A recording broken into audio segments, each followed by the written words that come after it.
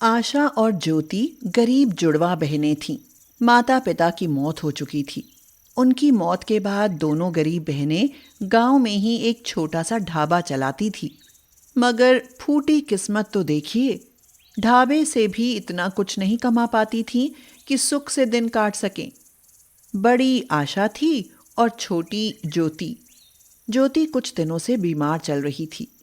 कुछ दिन पहले तक तो वह पूरी तरह से सेहतमंद थी और चिड़िया की तरह चोंच चलाते न थकती थी। मगर अब कई बार बोलो तब एक जवाब देती थी।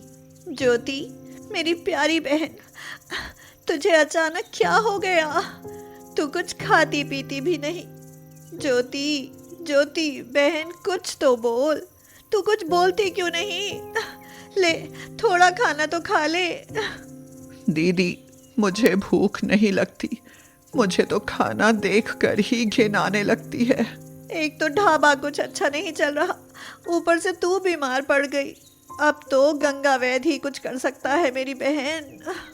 मुझे बचा लो दीदी, नहीं तो मैं भी माँ और बापू के पास चली जाऊंगी।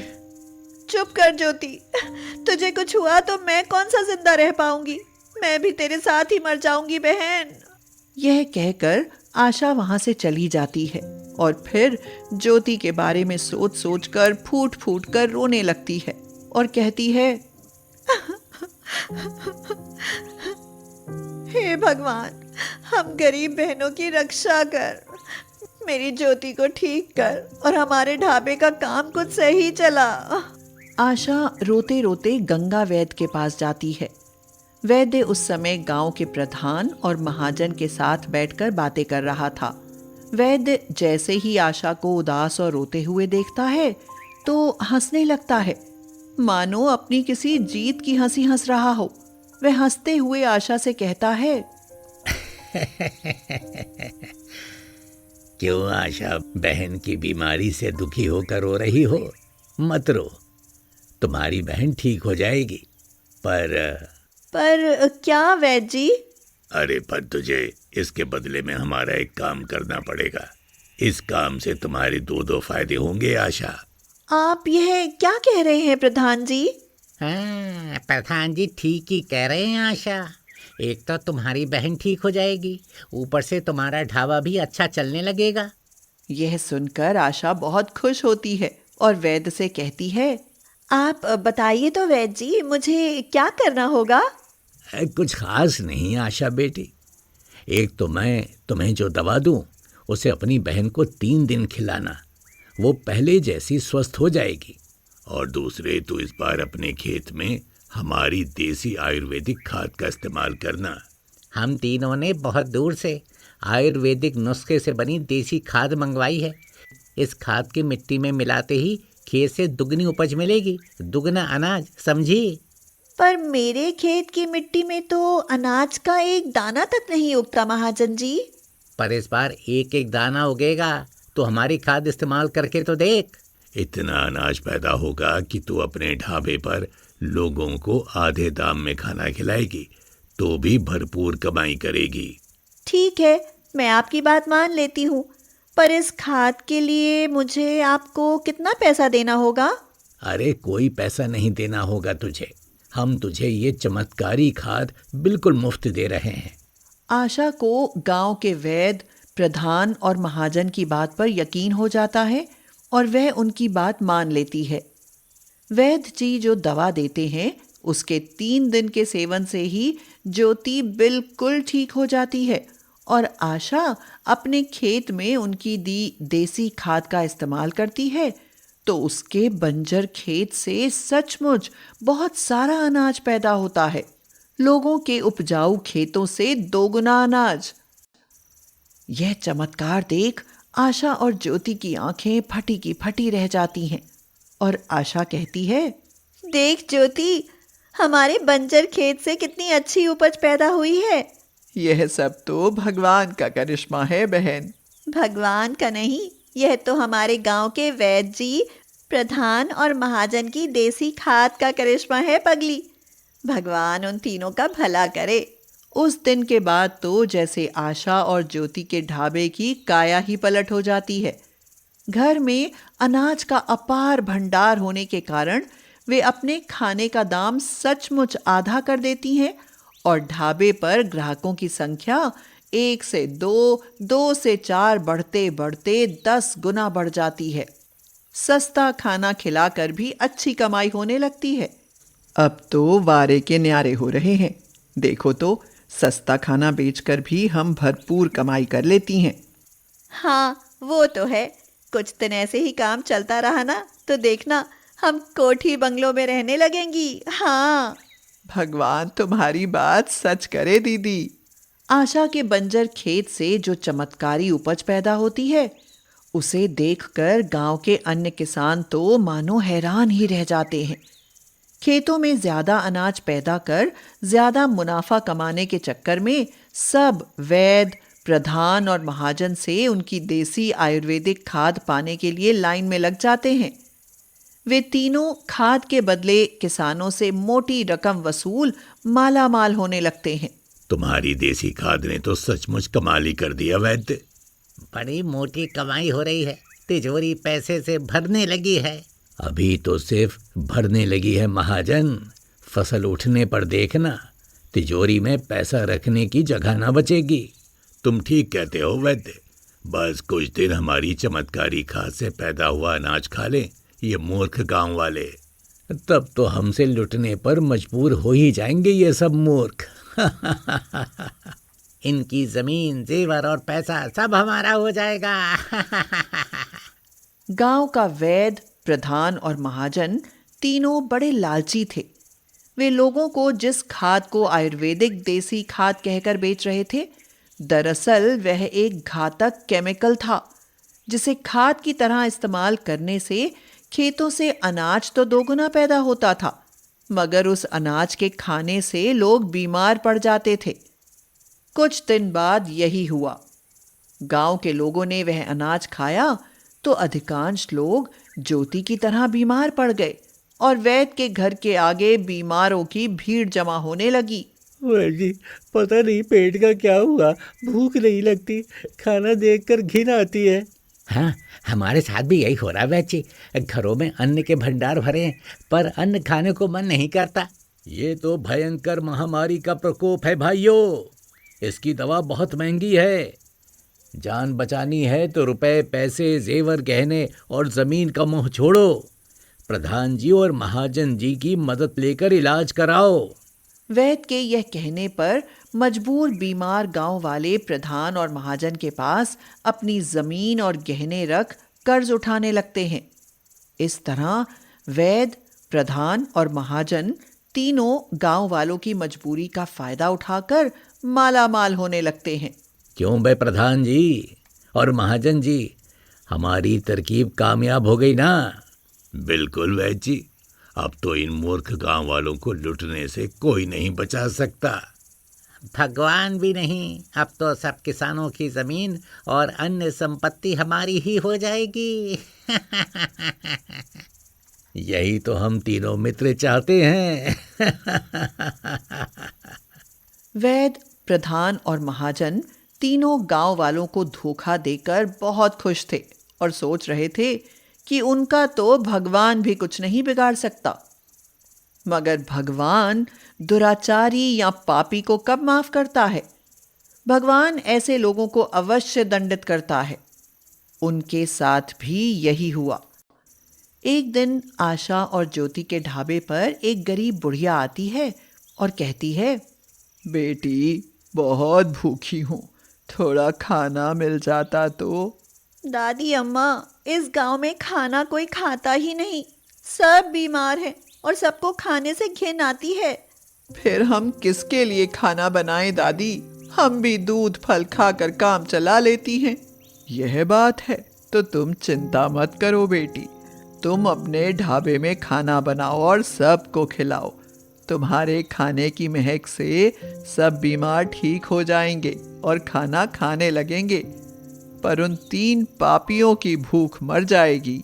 यह कहकर बुढ़िया वहां से चली जाती है और चलते चलते अदृश्य हो जाती है। यह देख आशा और ज्योति हैरान रह जाती हैं और ज्योति कहती है, यह बुढ़िया जरूर देवी माँ होगी, हमें इसकी बात को मानना चाहिए। हाँ ज्योति, चलो खाना बनाती हैं। ऐसा कहकर आशा और ज्योति अपने ढाबे में खाना बनाती हैं और जो भी बीमार उनके खाने की महक लेता उसकी बीमारी ठीक हो जाती और वह जी भर कर खाना खाता। धीरे धीरे उनके ढाबे का खाना खाकर सब बीमार ठीक हो जाते हैं, मगर वैद्य, प्रधान और महाजन तीनों की भूख भाग जाती है। वे तीनों आशा और ज्योति के ढाबे पर आकर भी खाना नहीं खा पाते। अब क्या करें, हम पर तो इनके खाने की महक का भी असर नहीं हो रहा। कि तभी वही बुढ़िया वहां आ जाती है और कहती है, तुम तीनों पापी हो, इसीलिए खाने की महक का असर तुम पर नहीं हो रहा। तुम जब तक अपने अपराध की माफी गांव वालों से ना मांगोगे, तुम्हारा यही हाल रहेगा। पर तुम हो कौन और किस अपराध की बात कर रही हो गलीज बुढ़िया? महाजन के यह कहते ही वह बुढ़िया एकाएक देवी का रूप ले लेती है और यह देख सभी गांव वाले हैरान रह जाते हैं। मैं इस गांव की कुल देवी हूँ। सुनो गांव वालों, ये वैद्य, प्रधान और महाजन तीनों पापी हैं। इन्होंने पैसे के लालच में गांव में रोग फैलाकर तुम सबका पैसा लूटने का अपराध किया है। यह सुनते ही वे तीनों घबरा कर देवी माँ के चरणों में गिर जाते हैं और गांव वालों को सच बताते हुए उनसे माफी मांगते हैं। देवी माँ के कहने पर गांव वाले उनको माफ कर देते हैं और फिर देवी माँ अदृश्य हो जाती हैं। अवंती की दो बेटियां थीं, पूजा और आरोही। वही दोनों अवंती के जीने का सहारा थीं। पिता का साया उनके सिर से बचपन में ही उठ गया था। दो मासूम बच्चियों के साथ जीवन गुजारना बहुत मुश्किल था, मगर अवंती ने कभी हार नहीं मानी। अवंती ने अपनी बेटियों को अच्छा पढ़ाया लिखाया और अच्छे परिवारों में उनकी शादी कर दी। अब अवंती अकेली रह गई। उसे हर तरफ अकेलापन ही दिखाई देता था। अकेले में ज्यादा सोचने की वजह से उसकी तबीयत खराब रहने लगी। पूजा अपने पति आकाश से बोली, सच में एक बेटा तो होना ही चाहिए। अगर हमारा कोई भाई होता तो आज माँ अकेली नहीं रहती। अरे ये कैसी बातें कर रही हो पूजा, तुम माँ को यहाँ क्यों नहीं ले आती? माँ के यहाँ रहने से तुम्हारी भी कुछ मदद हो जाया करेगी। आप सच कह रहे हैं। सोचा तो कई बार मैंने भी था, मगर मुझे लगा कि कहीं आपको मेरी माँ का यहाँ आना बुरा ना लग जाए। पूजा, मैं सबके जैसा नहीं हूँ। उन्होंने अपनी बेटी मुझे सौंपी है, तो क्या मैं उनका बेटा नहीं बन सकता? अब सारी बातें छोड़ो और माँ को फ़ोन करके बोलो कि बैग पैक करके रखें, मैं उन्हें लेने जा रहा हूँ। वैसे भी माँ कढ़ाई पास्ता बहुत स्वादिष्ट बनाती हैं। अब बच्चों और मुझे पास्ता खाने के लिए उनके घर नहीं जाना पड़ेगा। पूजा और पूजा के बच्चे गोलू और परी दोनों बहुत खुश थे। पूजा इसलिए खुश थी कि उसकी माँ आ रही है और बच्चे इसलिए कि अब वो रोज नानी के हाथ का पास्ता खाया करेंगे। आकाश अवंती के पास जाकर बोला, माँ, अब हम आपको एक दिन भी अकेले नहीं रहने देंगे। आप मेरे साथ हमारे घर चल रही हैं। अवंती को सहारे की जरूरत थी। आने वाले समय में अकेले रहना बहुत मुश्किल था, इसलिए वह एक दो बार मना करने के बाद आकाश के साथ चली गई। गोलू खुश होकर बोला, नानी आ गई, नानी आ गई। अब हम नानी के हाथ का बना कढ़ाई पास्ता खाएंगे। पता नहीं ऐसा क्या है मेरे बनाए गए पास्ता में जो तुम सब पागल हुए रहते हो। चलो ठीक है, थोड़ा सांस ले लूं, फिर पास्ता बनाती हूँ। अवंती की पूजा के घर जाने की खबर जब आरोही को पता चली तो वो नाराज होते हुए अपने पति मनीष से बोली, देखा माँ को, मेरे लाख बुलाने पर भी मेरे घर नहीं आई और दीदी के घर चली गई। अरे वहाँ चली गई तो क्या हुआ, सही तो है। अरे बुढ़ापे में कौन सिरदर्दी लेगा उनकी, और हम लोगों का तो इतना बजट भी नहीं है कि हम उनका ख्याल रख सकें। वैसे तुम्हारे जीजा जी बड़े चालाक आदमी निकले, पूरी मुर्गी ही उठा कर ले गए। अब तो मुर्गी रोज सोने के अंडे देगी।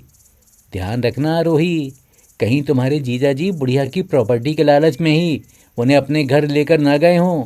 मनीष की बातों ने आरोही के दिल और दिमाग में जगह बना ली। उसकी माँ के पास ज्यादा कुछ तो नहीं, पर अपने कुछ गहने और मकान तो था ही, और इसे भी वो लोग कब हड़प लें क्या पता। उसके बाद आरोही पूजा से खिंची खिंची सी रहने लगी। 6 महीने बाद। पूजा, कल मेरी माँ यहाँ आ रही हैं। मुझे लगता है तुम्हारी माँ को कुछ दिनों के लिए उनके घर भेज देना चाहिए। वैसे भी तुम्हारी दूसरी बहन भी तो है, हमने ही कौन सा इनका सारी उम्र का ठेका लिया है। आकाश, मैं माँ से कैसे कहूँ कि तुम अपने घर वापस चली जाओ? आप अपनी मर्जी से ही तो उन्हें यहाँ लेकर आए थे। इससे पहले कि पूजा कुछ कहती, आरोही उनके घर आ गई और बोली, दीदी, अब माँ 6 महीने हमारे साथ रहेंगी। अरे नहीं आरोही, माँ को यहीं रहने दो। वैसे भी मनीष जी का काम हल्का है। हल्के का मतलब? क्या हम माँ को खाना नहीं देंगे, बिस्तर नहीं देंगे? आप तो हमें नीचा दिखा रही हो दीदी। तुम तो नाराज हो गई आरोही। मेरे कहने का मतलब ये नहीं था। देखो, तुम्हारा घर भी छोटा है, 2 कमरे हैं, उनमें माँ को कहाँ रखोगी? ऊपर से मनीष की तनख्वाह भी कम है। मैं सब समझ गई दीदी, तुम चाहती ही नहीं कि माँ मेरे साथ रहें। अगर माँ मेरे साथ चली गई तो तुम लोगों को पास्ता कौन बनाकर खिलाएगा? और फिर माँ जिसके पास रहेंगी, माँ का सब कुछ उसी का तो होगा। आरोही की बात सुनकर तो पूजा सकते में आ गई। उसने तो ऐसा कभी सोचा ही नहीं था। उसे तो बस अपनी माँ और बहन की परवाह थी, बस इसलिए। पूजा ने अवंती का बैग पैक किया और उसे आरोही के साथ भेज दिया। अवंती दुखी थी कि आज उसका पति या बेटा होता तो उसे बेटियों के यहाँ नहीं रहना पड़ता। खैर, जो भी था, वह आरोही के घर चली गई। अरे माँ, आप आ गए?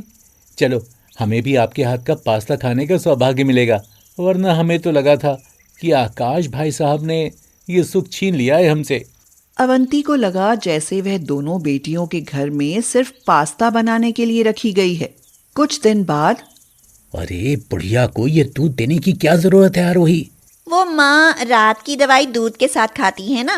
तो ज्यादा सा पानी मिलाकर दे दिया करो। अरे इस तरह तो मैं कंगाली हो जाऊंगा। और मैं तो कहता हूँ अपनी माँ का मकान बेच दो, जो भी पैसा आएगा दोनों बहनें आधा आधा बांट लेना, वरना सब तुम्हारे जीजा जी हड़प लेंगे। मनीष बहुत लालची और चालाक किस्म का आदमी था। उसने आकाश के साथ मिलकर योजना बनाई और अवंती से बिना पूछे उसका मकान बेच दिया। मनीष बेटा, आज हम सब लोग कहाँ जा रहे हैं? माँ, हमें कचहरी जाना है, आपको कुछ कागजात दस्तखत करने हैं। दस्तखत? कैसे दस्तखत? अरे घबराइए मत, आपके बुढ़ापे के लिए आपका बीमा करवाया है। अगर आपको कोई दिक्कत हुई ना तो उसका खर्चा सरकार उठाएगी। अवंती को लगा कि उसका दामाद सही कर रहा है और वह चुपचाप दस्तखत कर आई। लेकिन कुछ ही देर बाद जब उसने दोनों दामादों को पैसे बांटते देखा तो सारा खेल समझ गई। तुम लोगों ने मुझे धोखा दिया है, भगवान तुम्हें कभी माफ नहीं करेगा। दोनों बेटियां बोली, माँ, ये सब तुम्हारे बुढ़ापे के लिए किया है। आखिर बुढ़ापे में तुम्हारा खर्चा कौन उठाएगा? अवंती चीखी, चिल्लाई, रोई, मगर अब कुछ नहीं हो सकता था। अभी उसके कुछ गहने और पैसे उसके पास ही थे। वह रोती हुई आरोही के घर गई और अपना बैग लेकर वहां से आ गई। उसे रास्ते में एक शीशा दिखाई पड़ा। उसने वह शीशा उठाकर खुद को देखा और खुद से बोली, अभी मैं इतनी बूढ़ी कहाँ हुई हूँ जो मुझे सहारा ढूंढना पड़े। मुझे खुद को खुद का सहारा बनना पड़ेगा, क्योंकि इस दुनिया में कोई किसी का नहीं, सब स्वार्थ के रिश्ते हैं। मेरी बेटियों को मेरे धन की चाह थी, उन्हें मेरे हाथ के बने पास्ता खाने की चाह थी, बस, और कुछ भी नहीं। अब मैं खुद को इतना व्यस्त रखूंगी कि मुझे अकेलेपन का एहसास ही ना हो। अवंती रात भर फुटपाथ पर बैठी सोचती रही। आखिर में उसने ठान लिया कि अब वह कढ़ाई पास्ता को अपना सहारा बनाएगी। अवंती के पास जो पैसे थे उनसे वह एक बड़ी कढ़ाई, गैस और पास्ता बनाने का सामान खरीद लाई और फुटपाथ पर ही ठिकाना बनाकर कढ़ाई पास्ता बनाकर बेचने लगी। शुरू शुरू में तो एक गरीब औरत को इस तरह पास्ता बनाकर बेचते देख लोग उसे अजीब से देखते थे। लेकिन जैसे जैसे लोगों ने उसका पास्ता खाया तो वे उंगलियां चाटने लगे। अवंती आवाज लगाते हुए कहती, आइए आइए, कढ़ाई पास्ता खाइए, खुद भी खाइए और अपने परिवार को भी खिलाइए। अरे क्या गजब का स्वाद है तुम्हारे हाथों में। मेरी बेटी की अगले सप्ताह शादी है, क्या तुम बारातियों के लिए कढ़ाई पास्ता बना पाओगी? हाँ हाँ, मैं जरूर बनाऊंगी। तो फिर ठीक है, ये लो एडवांस और समय से आ जाना। अवंती फुटपाथ पर बैठकर भी कढ़ाई पास्ता बनाती थी और साथ में अब वह शादी ब्याह में भी पास्ता बनाने लगी। उसके कढ़ाई पास्ता का खूब नाम होने लगा। अब वह पैसा और शोहरत दोनों चीजें कमा रही थी।